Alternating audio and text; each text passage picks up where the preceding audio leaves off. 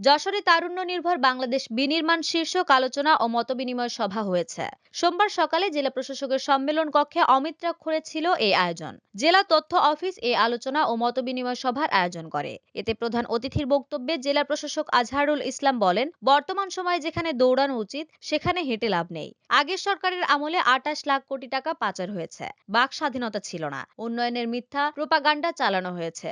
গণঅভ্যুত্থানে শুধুমাত্র একজন ব্যক্তিকে বিতরণ করা সম্ভব হয়েছে, টোটাল সিস্টেমকে বিতরণ করা সম্ভব হয়নি। তরুণদের খণ্ডকালীন চাকরি দেওয়া যেতে পারে, কেউ কোনো দাবি নিয়ে আসলে যাচাই বাছাই না করে ব্যবস্থা নেওয়া উচিত না। সভাপতিত্ব করেন অতিরিক্ত জেলা প্রশাসক সার্বিক এস এম শাহীন। সঞ্চালনা করেন জেলা তথ্য অফিসের সিনিয়র তথ্য কর্মকর্তা রেজাউল করিম।